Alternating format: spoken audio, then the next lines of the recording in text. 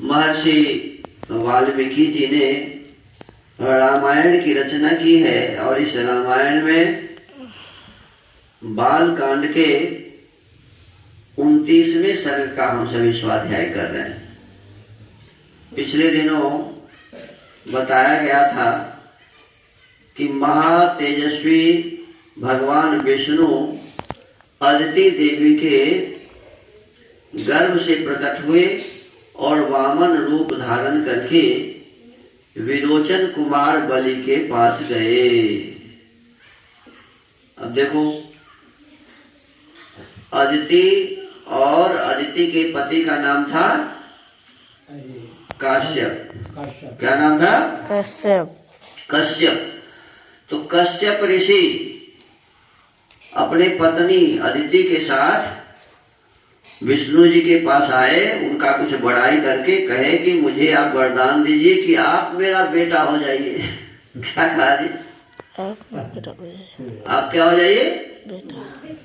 मेरा बेटा हो जाइए। क्यों? तो बलि को ठगना है।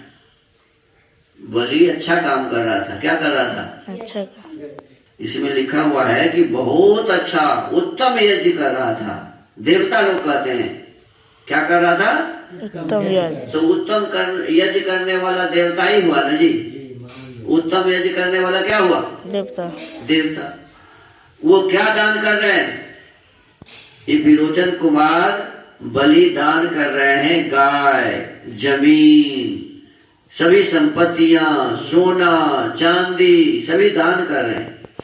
तो गौ, भूमि, सोना, अनेक प्रकार की संपत्तियां दान करने वाले व्यक्ति खराब होगा क्या? ऐसे लोगों को गलत कहा जाएगा। अभी देवता को क्या लगा हुआ है पता नहीं, उर्कुशी। ये देवता लोग जबरदस्ती किसी को अच्छा काम नहीं करने देंगे। बताओ, ये कोई बात है क्या?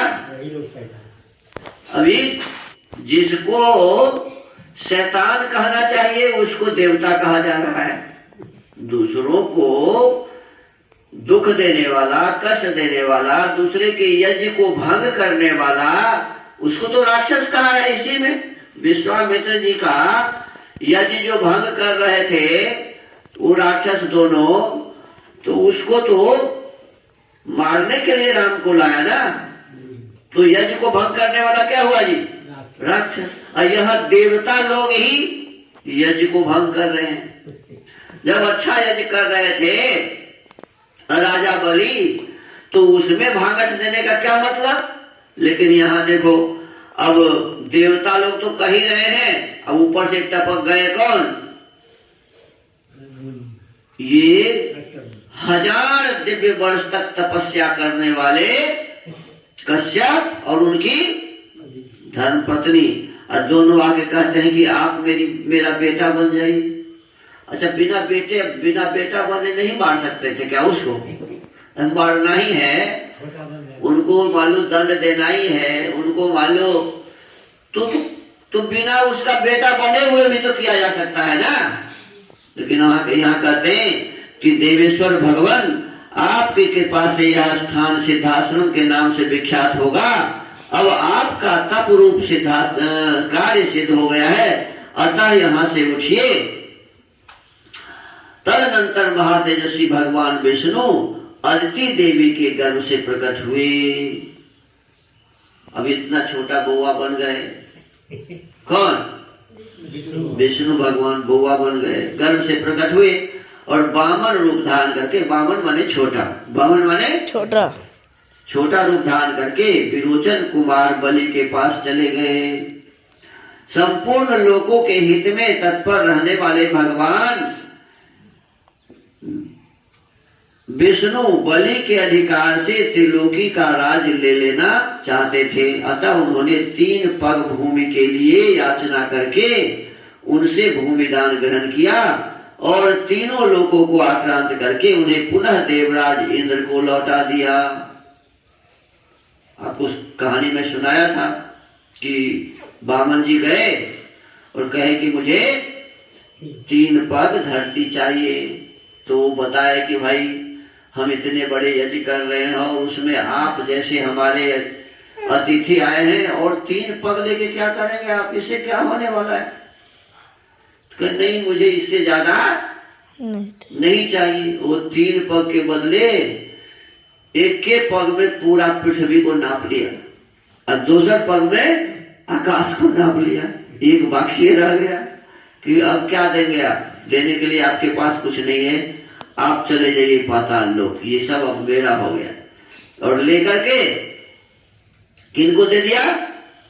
बामन का भाई था, क्या नाम था? इंद्र। बामन के भाई का क्या नाम था जी? इंद्र। बस वो इंद्र को दे दिया। महातेजस्वी श्री हरि ने अपनी शक्ति से बलि का निग्रह करके त्रिलोकी को पुनः इंद्र के अधीन कर दिया। आगे कहते हैं, तेनैव पूर्वमाक्रांत आश्रमः श्रमनाशनः मयापि भक्त्या तस्यैव वामनस्योपभोज्यते। उन्हीं भगवान ने पूर्व काल में यहाँ निवास किया था। किस भगवान ने? ये वामन का जो अवतार लिया और जो बलि के यज्ञ को भंग करके और उसको पाताल भेज दिया और तीनों लोगों का मालिक किसको बना दिया? इंद्र को बना दिया। तो वही भगवान विष्णु इस आश्रम में पहले विराजमान थे। इसीलिए यहाँ तपस्या करने के बाद वो सिद्धि को प्राप्त हुए। इसीलिए इस आश्रम का क्या नाम है? सिद्धाश्रम। क्या नाम है जी? कहते इस आश्रम का नाम सिद्धाश्रम हुआ। उन्हीं भगवान के पूर्व काल में यहाँ निवास किया था। इसलिए यह आश्रम सब प्रकार के श्रम, दुख, शोक का नाश करने वाला है। उन्हीं भगवान वामन में भक्ति होने के कारण मैं भी इस स्थान को अपने उपयोग में लाता हूँ। विश्वामित्र जी कह रहे हैं कि मैं यहाँ इसलिए हूँ कि वामन भगवान में मेरा विश्वास है, उनके प्रति मेरी श्रद्धा है और इसीलिए मैं उनके आश्रम में यहाँ रहता हूँ। एनमाश्रम मायांति राक्षसा विघ्नकारिणः अत्र ते पुरुष व्याघ्र हन्तव्या दुष्टचारिणः। इसी आश्रम पर मेरे यज्ञ में विघ्न डालने वाले राक्षस आते हैं। पुरुष सिंह, यही तुम्हें उन दुराचारियों का वध करना है। अद्य गच्छामहे राम सिद्धाश्रम मनुत्तमम् तदा सर्वपदं तात तवाप्येतत् यथा मम। श्री राम, अब हम लोग उस परम उत्तम सिद्धाश्रम में पहुंच रहे हैं। तात वह आश्रम जैसे मेरा है वैसा ही तुम्हारा भी है। इत्युक्त्वा परम प्रीतो गृह्य रामं सलक्ष्मणं प्रविशन्नाश्रम पदं व्यारोचत महामुनिः। शशिव गतहि निहारः पुनर्वसु समन्वितः। ऐसा कहकर महामुनि ने बड़े प्रेम से श्री राम और लक्ष्मण के साथ हाथ पकड़ लिए और उन दोनों के साथ आश्रम में प्रवेश किया। उस समय पुनर्वसु नामक 2 नक्षत्रों के बीच में स्थित तुषार रहित चंद्रमा की भांति उनकी शोभा हुई। तं दृष्ट्वा मुनयः सर्वे सिद्धाश्रम निवासिनः उत्पत्त्युत्पत्तिं सहसा विश्वामित्रमपूजयन्। यथार्हं चक्रिरे पूजां विश्वामित्राय धीमति तथैव राजपुत्राभ्यामकुर्वन्नतिथि क्रियां। विश्वामित्र जी को आया देख सिद्धाश्रम में रहने वाले सभी तपस्वी उछलते कूदते हुए सहसा उनके पास आए और सबने मिलकर उन बुद्धिमान विश्वामित्र जी की यथोचित पूजा की। इसी प्रकार उन्होंने उन दोनों राजकुमारों का भी अतिथि सत्कार किया। ये नए आए थे, अब गुरुजी तो गुरुजी ही थे, तो गुरुजी का भी सत्कार किया और राम जी और लक्ष्मण जी का भी आश्रम में रहने वाले लोग सत्कार किए। मुहूर्तमथ विश्रांतो राजपुत्रावरीन्दवो प्रांजलि मुनि शार्दूल मूचतु रघुनंदनो।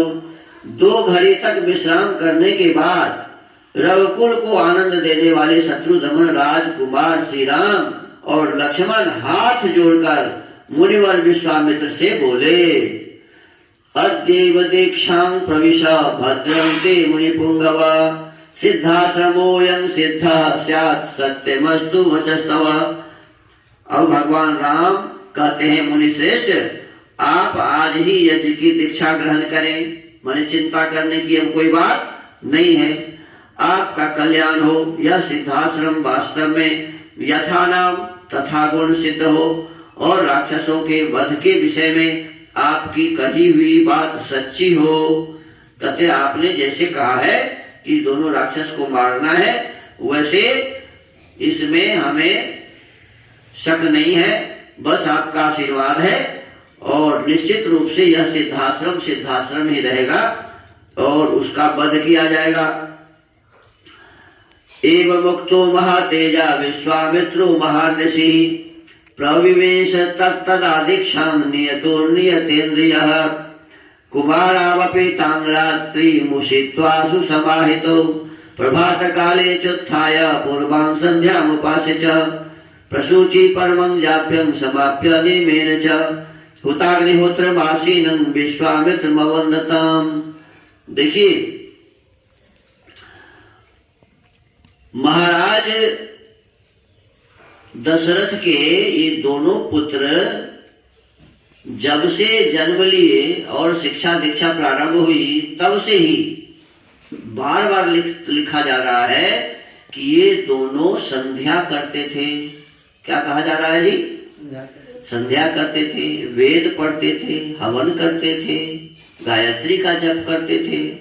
देखो, जब इस आश्रम में पहुंचे हैं तो रात्रि विश्राम के पश्चात कहते हैं, उनके ऐसा कहने पर महातेजस्वी महर्षि विश्वामित्र जितेंद्रिय भाव से नियम पूर्वक यज्ञ की दीक्षा में प्रविष्ट हुए। उसी दिन से यज्ञ की दीक्षा ले लिए और यज्ञ करने लगे। अब वे दोनों राजकुमार भी सावधानी के साथ रात व्यतीत व्यतीत करके माने सो गए। रात में तो क्या करता है, लोग सोते हैं, आराम करते हैं, बस आराम किए और सवेरे उठे, व्यतीत करके सवेरे उठे और क्या किए, स्नान आदि से शुद्ध हो, स्नान आदि से शुद्ध हो। प्रातः काल की संध्योपासना क्या किया जी? भगवान राम क्या किए?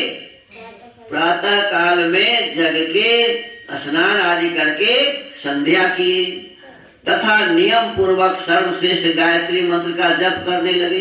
क्या किए जी? संध्या करने के बाद गायत्री मंत्र का जप करने लगे। यही नियम है, संध्या पूरी हो तो अंत में गायत्री मंत्र है ना, तो गायत्री मंत्र का जप किया जाता है। तो भगवान राम भी संध्या किए, लक्ष्मण भी संध्या किए और फिर गायत्री मंत्र का जप किए। और जब पूरा होने पर उन्होंने अग्निहोत्र करके बैठे हुए विश्वामित्र जी के चरणों में वंदना की। अब देखो कितनी अच्छी बातें हैं। भगवान राम सवेरे जगे, स्नान आदि किए, नित्य क्रिया से निर्मित होकर के संध्या किए। संध्या क्या होता है? भगवान का चिंतन, जिसमें परमात्मा का चिंतन किया जाए उसी का नाम क्या है? संध्या। सम्यक रूपेण ध्यायते परमात्मनः यस्मिन्, ठीक से जिसमें परमात्मा का ध्यान किया जाए उसी को संध्या कहते हैं।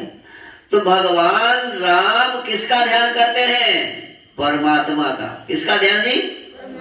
क्योंकि संध्या होता ही है। समझ रहे जी अमन जी? भगवान राम क्या करते थे? संध्या।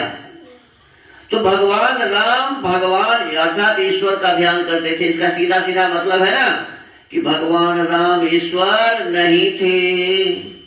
सीधा सीधा मतलब हुआ ना, भगवान राम ईश्वर नहीं थे। वो तो ईश्वर का ध्यान करते थे, ठीक से ध्यान करते थे। प्रतिदिन नियमित रूप से दोनों समय संध्या करते थे और संध्या करने के पश्चात हवन भी करते थे।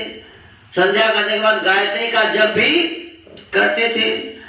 तो भगवान राम तो गायत्री का जप करते थे, भगवान राम तो संध्या करते थे, भगवान राम तो हवन करते थे, भगवान राम तो अपने गुरु जी के चरणों की वंदना करते थे, उनका पैर छूते थे। घर पर थे तो पिताजी और माताजी का पैर छूते थे, गुरु जी वशिष्ठ जी का पैर छूते थे, यहाँ विश्वामित्र जी का पैर छू रहे हैं। तो भगवान राम जब इस प्रकार के काम कर रहे हैं तो हमको भी करना चाहिए ना। क्या करना चाहिए जी हमको? भगवान राम जो काम किए अर्जुन जी वही काम करना चाहिए ना।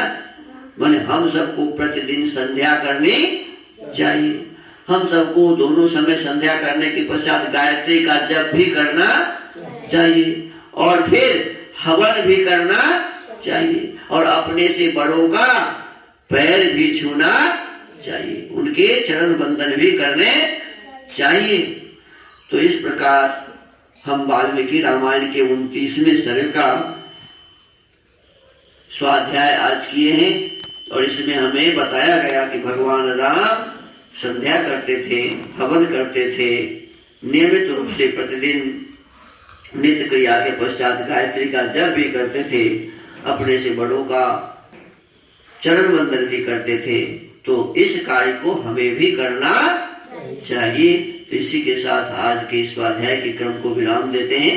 ओम